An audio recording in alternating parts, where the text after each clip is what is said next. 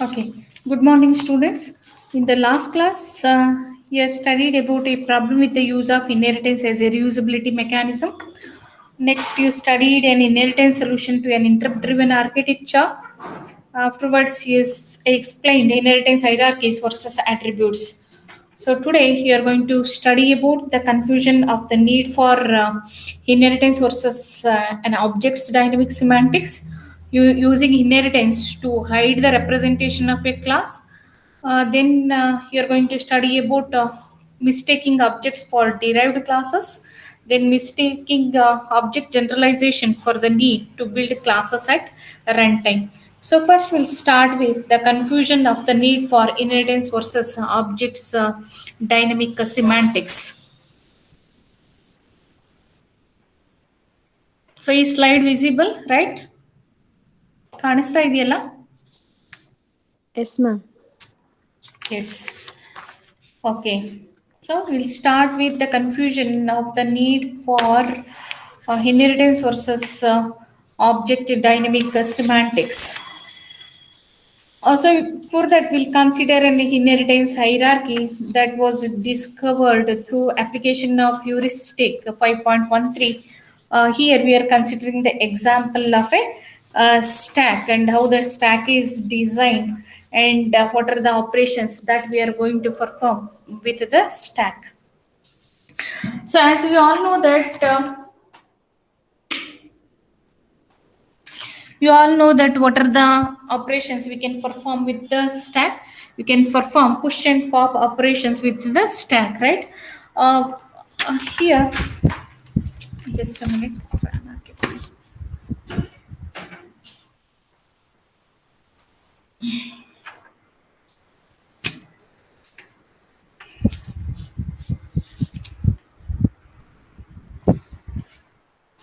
So here we are considering an example of a stack. To explain the operations of a stack, we are considering the application of heuristic 5.13 that you studied in the last class, right? Heuristic 5.13 says that explicit case analysis on the value of an attribute is often error. The class should be decomposed into an inheritance hierarchy where each value of the attribute is transformed into a derived class. So this is the heuristic 5.13, and we'll use this, or we'll use the application of this heuristic while explaining the stack operations with respect to the need for inheritance versus objects dynamic semantics, right?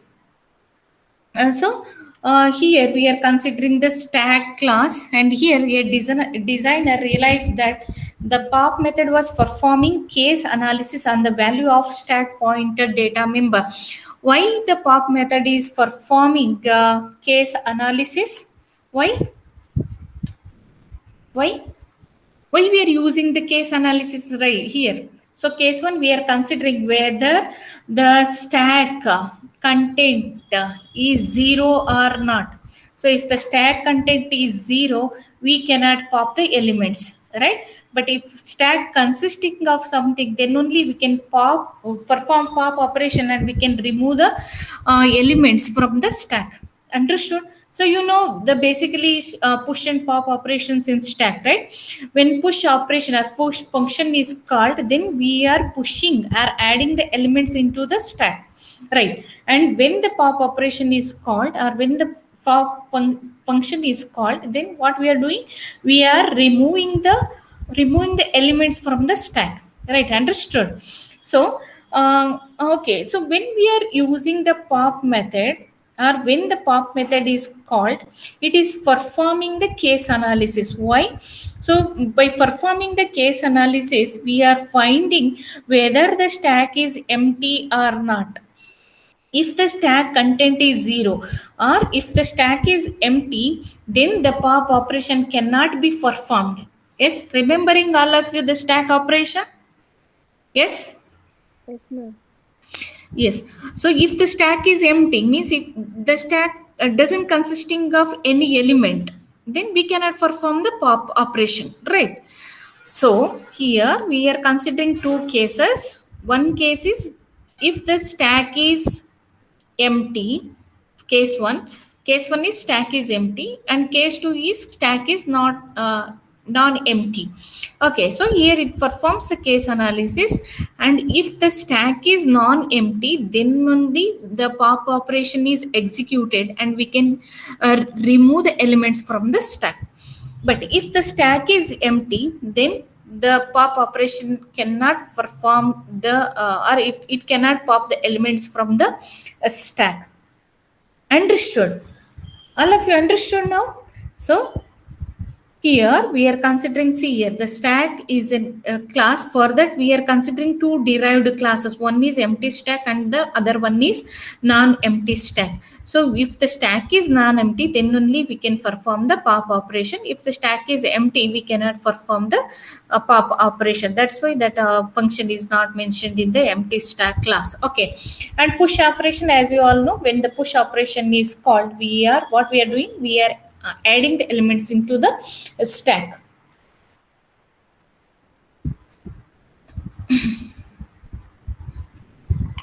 Right. So when we're using this type of design, okay, and this design looks satisfactory or seems satisfactory until we consider the life of the stack object. Until we'll consider the life of the stack object, and the stack object is created as an empty stack object. See here, there are two cases. One is the stack object is created as an empty stack object, and if someone executes the push operation, then what happens?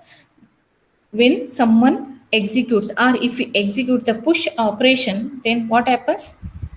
The empty stack object is going to convert it into non-empty stack object. Understood? Our empty stack becomes non-empty class. So here we are considering this design, and this design looks good or looks okay, right? Because we are considering the simple push and pop operations for empty stack and non-empty stack, and this design is okay until we consider the life of a stack object. Until we consider the life of the stack object. Here the life of the stack object is moving from empty stack to non-empty stack, or non-empty stack to empty stack. Means the stack object is moving around these two states. One is the empty stack, other one is the non-empty stack. If nothing is there in the stack, then we'll call it as a empty stack. And if you execute the push operation, then what happens? The empty stack is moving from or the stack is moving from empty state to non-empty state. Understood? So here we are considering a stack. Initially we'll say that or we'll assume that it is empty, and if we execute the push operation, then the stack uh, will move from empty state to non-empty state. Understood? Following all of you? Here Yes, we ma'am. are talking about the state of the object. Here we are considering a stack as an object. And what are its two states? Its two states are, one is empty and the other one is non-empty state. Right. Initially we'll assume that the stack is in empty state. And if we execute push operation, so what is the purpose of using the push operation?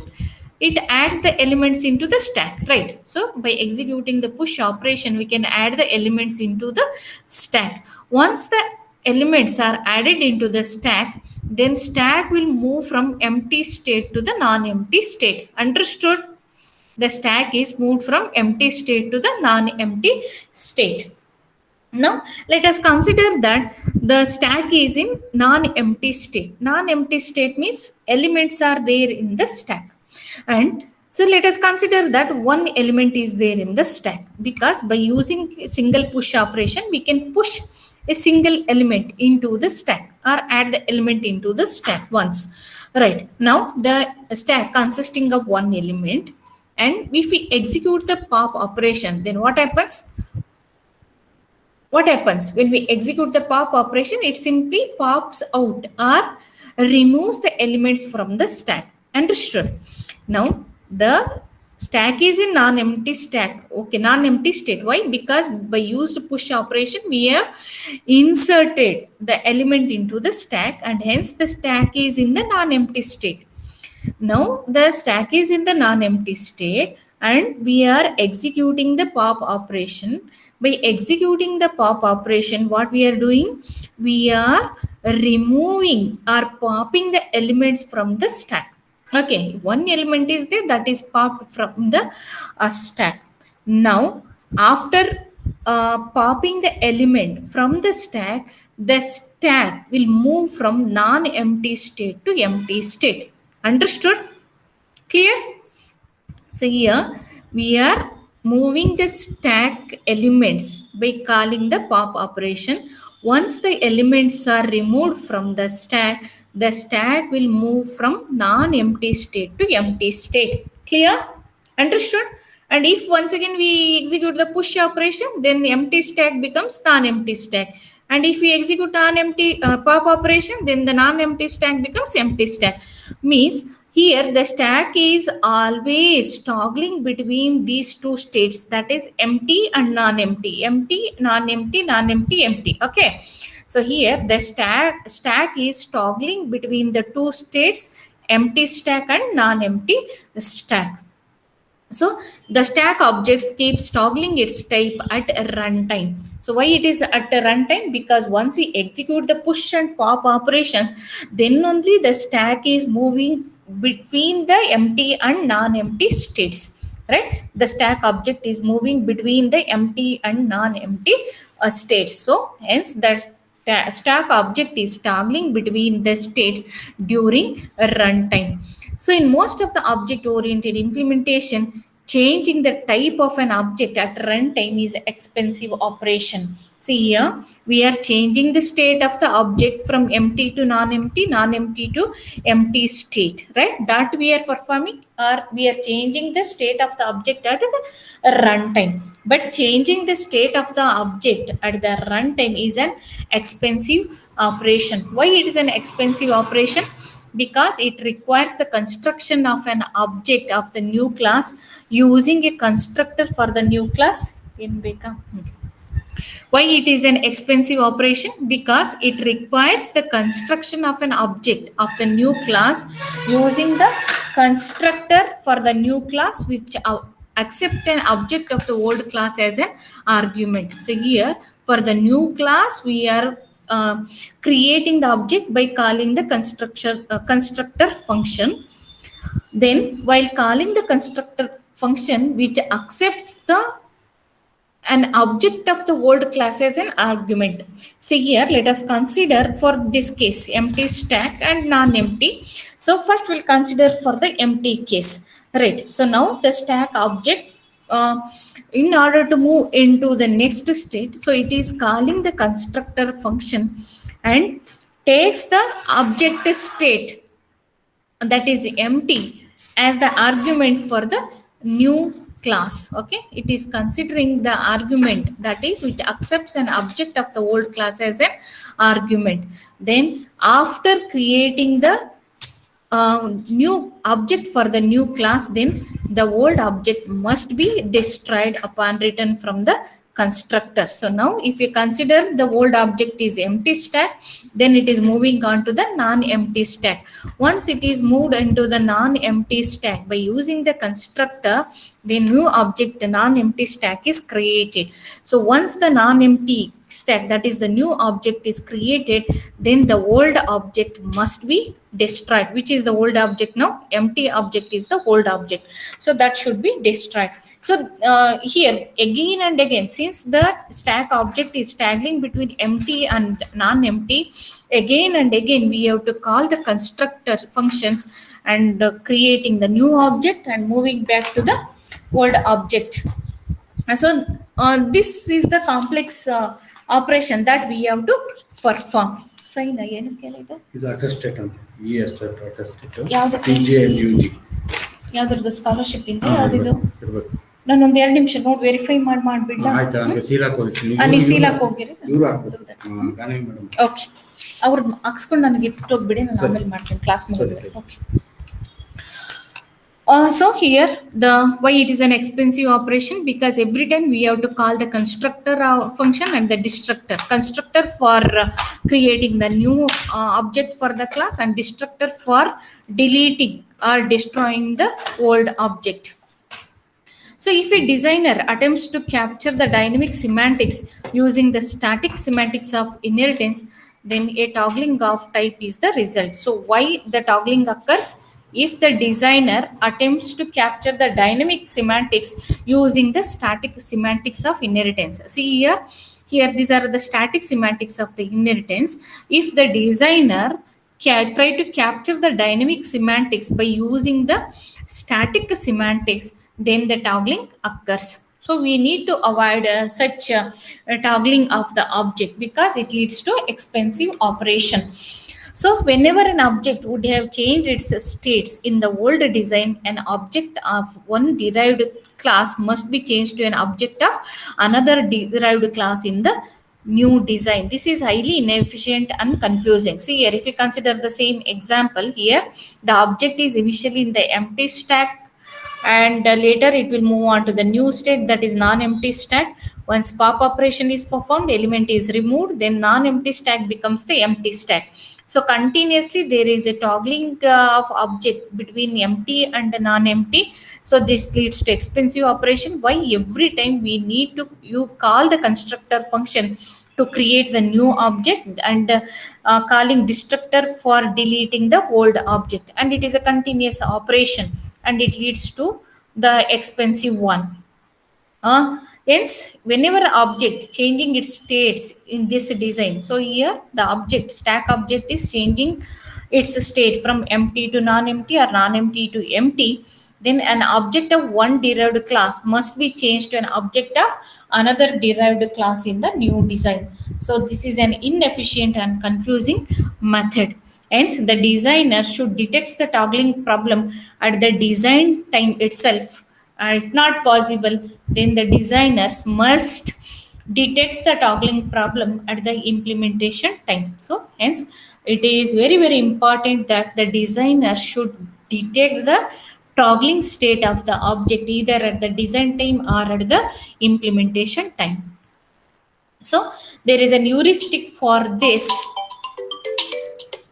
The heuristic says that do not model the dynamic semantics of an object through the use of the inheritance relationship, and attempt to model dynamic semantics with a static semantic relationship will lead to a toggling of states, toggling of types at runtime. So we are considering same examples here. So in this example, what happens if we are capturing the dynamic semantics from the static semantics? So then it leads to the toggling nature of the object that we need to avoid. So that is the heuristic, that is heuristic 5.14. It says that do not model the dynamic semantics of a class through the use of the inheritance relationship. So whenever the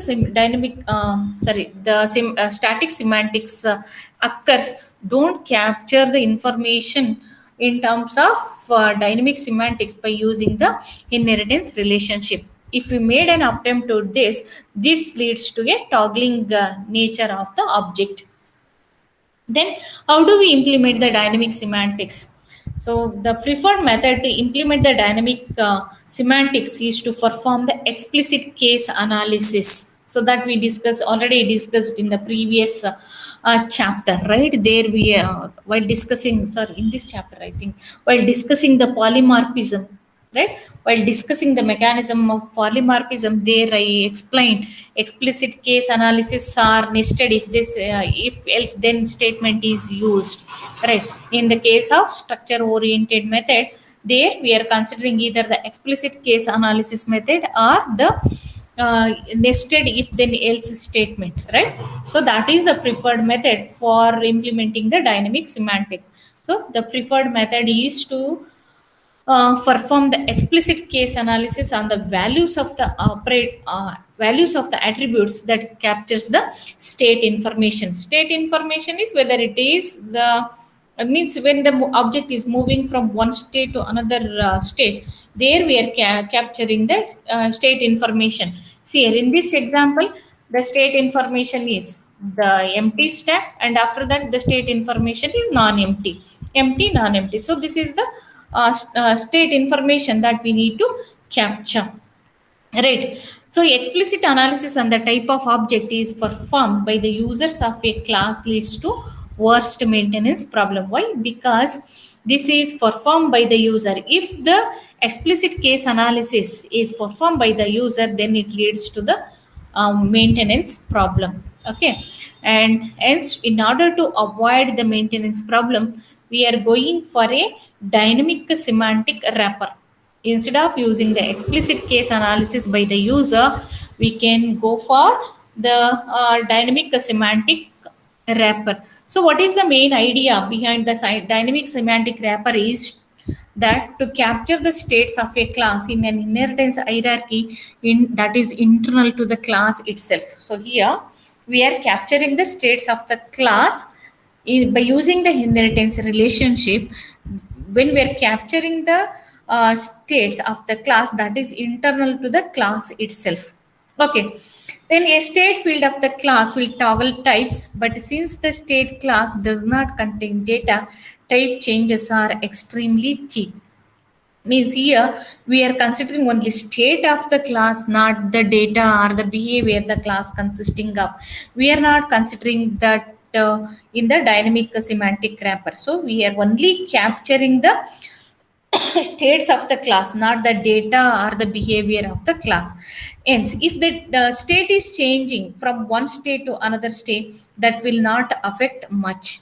Okay, because that is the cheaper one when compared to the capturing the all the information of the class. So in the initial method, here by using the static semantics, we are capturing the dynamic semantic information from the classes, right, or from the object that leads to the toggling nature of the object. In order to avoid that, what we are doing, we are performing the explicit case analysis. But what is the main problem with the explicit case analysis? Since the explicit case analysis is performed by the users of the class, then that leads to the maintenance problem. In order to avoid the maintenance problem, we are using or the solution is a dynamic semantic wrapper. So what is the main idea behind the dynamic semantic wrapper? In by using the dynamic semantic wrapper, we are only capturing the state of the class in an inheritance hierarchy, and we are not capturing the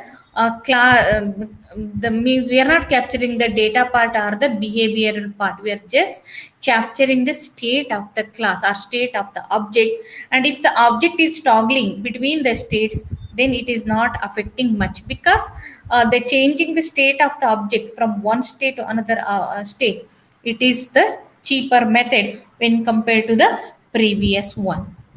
Okay, so this is about the heuristics. See here how we are extracting the information by using this dynamic semantic wrappers. See here, we have the state and change state. So by using the change state, we are getting the information whether it is empty or non-empty. Right. See here we are using the dynamic semantic wrappers. So state indicates the stack state, right? The stack state is whether it is empty or non-empty. We are not dealing with the data part or the behavioral part. We are just capturing the state information from the inheritance hierarchy. See here, there is an inheritance hierarchy. Here, the state is there with these empty and non-empty are the two derived classes, right? From the derived classes, we are just capturing the information about the state of the object, whether it is empty or non-empty, and we are not dealing with the data part or the function or behavior part. Okay, so this is called as the dynamic semantic wrapper. But once again, there is a problem with this solution is that inheritance hierarchies tend to get a bit unruly in large applications. Means for the simple applications, it is okay, because here let us consider this. Here we have only two states, empty, non-empty, right? But if you consider a practical example where we have number of derived classes, and each class has to move on different, or it has to go through different states. Then if you use this simple design, then that leads to destroying of the dynamic semantic itself in a larger applications, because the large applications will consisting of more number of states, or this object needs to move or go through the different states. Then this is not a good design. So for such large application, this type of design doesn't work or doesn't holds good. So having each class with interesting dynamic semantics contains its own inheritance hierarchy, adds complexity to the design. Why? Because here, see here, in this each class will have the dynamic semantics, and it contains its own inheritance hierarchy. And hence, as we go on adding the derived classes to this inheritance hierarchy, then it leads to the complexity of the design. And hence many developers will not use this type of design, because they feel that it adds the complexity to the design, and hence they do not feel this added complexity is a good trade-off, considering they only get out of explicit case analysis in the hidden implementation of the class. So many designers will not go for dynamic semantic wrappers. In turn, they can go for only the explicit case analysis in the hidden implementation of the class.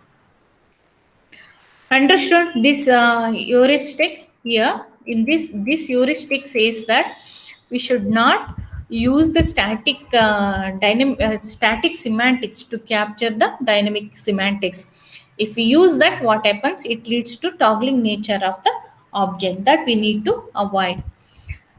Understood? Any doubt in this? Yes? No, ma'am. No, ma'am. No. Okay.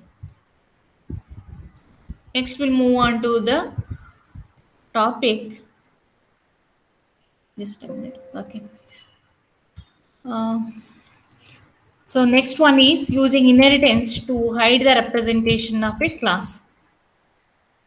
So here we'll use the inheritance relationship to hide the representation of a class. For this, once again, we'll consider an example of a dictionary. So this example I already explained in the second chapter. Dictionary, we'll have the small dictionary and large dictionary. For small dictionary, we'll use the simply the property list, and for the large dictionary, we are going to use the hashing functions that we discussed right in the second chapter.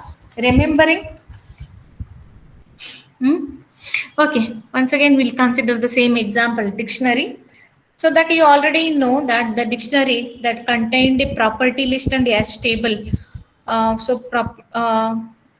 Remembering this I explained in the second chapter, dictionary.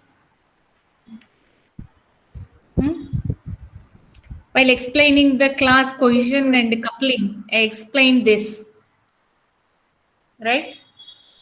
Okay.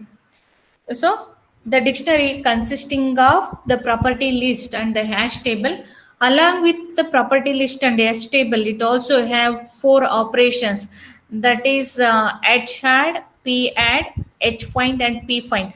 So either here 2 major operations are adding and finding the words, are adding the words into the dictionary or finding the words from the dictionary. There are 2 major operations, but here we have defined 4 operations: hash-add, p-add, h-find, and p-find. Why?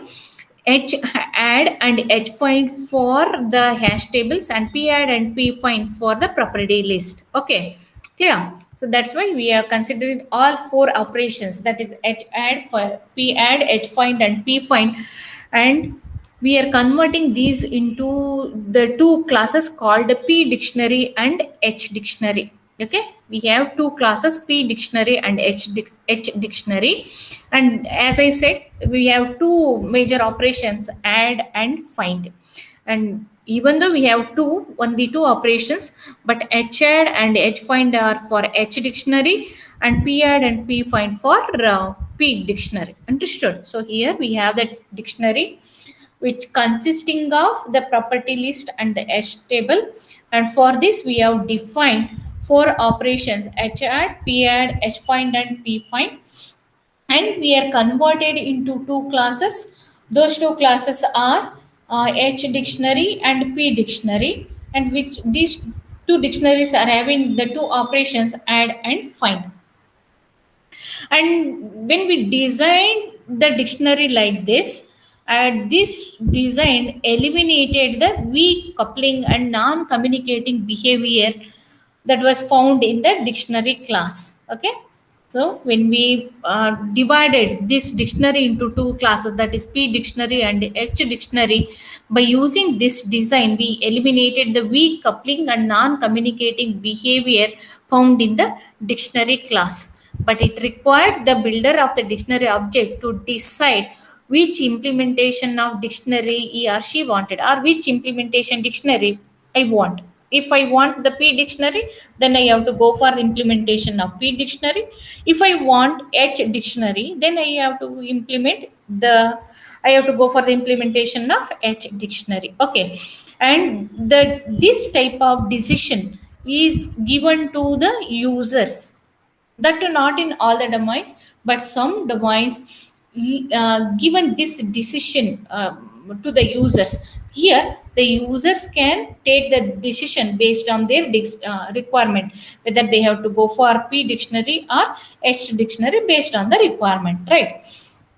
If the builder of a dictionary understand how he or she will use the dictionary, means if suppose if I want the dictionary, then I must understand how I will use the dictionary. Okay, how I'll use the dictionary, and based on them requirement, I can go for either P dictionary or the H dictionary. Okay, and since I am calling it as a P dictionary or H dictionary, means here the word a dictionary is concatenated to the type of dictionary, right? Here the word dictionary is concatenated to the type. So if it is concatenated with the P, then it leads to P dictionary. If the dictionary word is concatenated with the letter H, then it leads to H dictionary. But some of the designers objects that, means they're arguing that concatenating the name of the data type to the word dictionary, but once again it is just an argument between the designers, but some may choose the P dictionary or H dictionary. And so P dictionary in turn it is called as the small dictionary, where H dictionary is called as the large dictionary. Okay, so it is instead of P dictionary or H dictionary, we can use the small dictionary or large dictionary. Okay, then on what basis we are defining the type of the dictionary as small dictionary or the large dictionary? Depending on the number of words present in the dictionary, we are calling the dictionary as the small dictionary or the large dictionary. Okay, if the dictionary consisting of less than 100 words, then we'll say that it is a small dictionary. And if the dictionary consisting of 100 or more than 100 words, then we can call it as a large dictionary. See, yeah. So in the case of, as I said, if it is 100 word, then we have to change the dictionary into the large dictionary or the H dictionary, and the property list should be changed to a hash table. Okay, so here in many domains, it is not appropriate for the users of a class to decide the class representation. It should not be allowed by the users. So it should be decided by the implementers itself, not by the users. The class implementers are expected to decide the best representation for the class based on the current state. Based on the current state means based on the number of words present in the dictionary, we call it as a P dictionary or small dictionary, and H dictionary or large dictionary. So here, whenever the state changes, because see here, if the dictionary consisting of only less than 100 words, then it is a P dictionary. It is one state. And if the words are more than 100, then the dictionary state will move from small to the large, or from P dictionary to the H dictionary. So here, once again, the state changing from P dictionary to H dictionary. Say here. In the case of dictionaries, the constraints may state that for dictionaries with less than 100 words, property lists are the best representations, and for dictionaries with more than 100 words, then hash tables are more appropriate. But in order to decide that, we are counting the number of words. So based on the number of words, we are treating it as a P dictionary. If it is a P dictionary, then it uses the property list for the implementation. And if the dictionary consisting of more than 100 words, then we'll call it as a H dictionary. And for H dictionary, hash tables are more appropriate. So this means the implementation details should be decided by the implementers of the class rather than the users of the class. Okay. So hence, when a dictionary objects user adds the 100th word to the object, then the dictionary class automatically changes its representation from a property list to a hash table. And if the dictionary object word counts is below 100, then the dictionary class will change the representation of the class from the hash table to the property list. And it is once again, it is continuous based on the type of the dictionary. And this change of representation is completely hidden from the users of the class, because only the implementers of the class are deciding the type of the dictionary and the representation, whether it is a property list is to be used or the hash table is to be used. That will be decided by the class implementer itself rather than the user. So here the user will not decide, but the class the class implementer will decide that. Okay, based on the decision and based on the number of words present in the dictionary, then the dictionary will automatically changes its representation from property list to the hash table, or from hash table to the property list. Okay, so this is the simple representation of a dictionary. And we have the word count. Why word count is required? In order to find the type of the dictionary, we are using the word count. Okay, based on the word count, the dictionary may be the P dictionary or it is a H dictionary. If it is a P dictionary, then we'll use the property list, or if it is a H dictionary, then we'll use the hash table for the representation.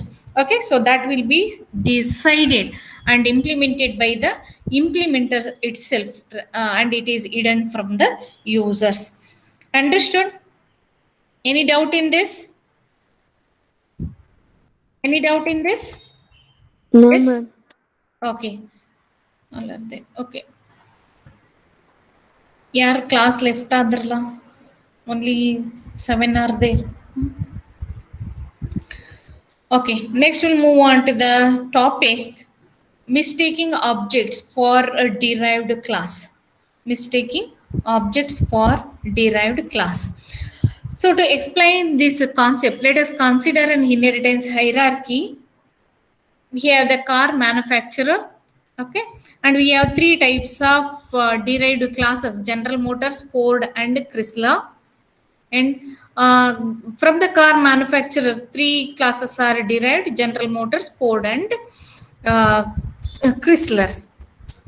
So here we are creating the classes from the objects, right? See here, consider the inheritance hierarchy of this. So if you see this hierarchy, it looks correct. Why? Because the General Motors is a type of class, and Ford is another type, and Chrysler is another type of class. And these General Motor, Ford, and Chrysler are nothing but the manufacturers, are nothing but they are the car manufacturers. That's why we are having three different classes. But simply if you see this, it looks good. Okay, our inheritance relationship looks good. But if we consider that General Motor really a special type of car manufacturer, or is it an example of a car manufacturer? General Motor is an example of a car manufacturer, but is not a special type of car manufacturer. And this is a classic example for the error, and it causes proliferation of the classes problem. Why? If you go on adding the different types of classes, now we have General Motors, Ford, Chrysler, like Hyundai or Suzuki or Maruti. If you go on adding the classes, then it leads to the creation of more number of classes, and that leads to the proliferation of classes problem. Why? Because here the designer turned the objects of a class into the derived class. Why? Because the General Motor is a type of a car and Ford is a type of a car, and here this is an object. General Motor, Ford and Chrysler are the objects of the car manufacturer class, but the designer accidentally turned these objects into the derived classes. Okay, these objects are turned into derived classes. This is the mistake made by the designer, and it will certainly manifest itself as a derived class for which there is only one instance in the system. See here, there is only one instance in the system. General Motors or Ford, or if you consider Chrysler, for these derived classes there exists only one instance, and these are nothing but the objects, but the designer accidentally created the derived classes by considering the objects. Because how many General Motors objects are there, or how many Ford objects are there, how many Chrysler objects are there? For all these cases, the answer is one, means only one object is there for General Motors, Ford object, for Chrysler, or for the car manufacturer. Because for all three classes, there exists only one class for each object. In this case, they should have been objects, not the classes.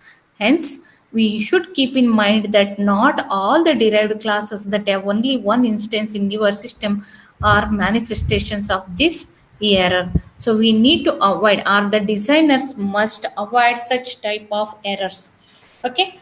So this is about mistaking the objects for derived classes. Means by mistake the designer treated the objects as the derived classes, but such type of mistakes should be avoided.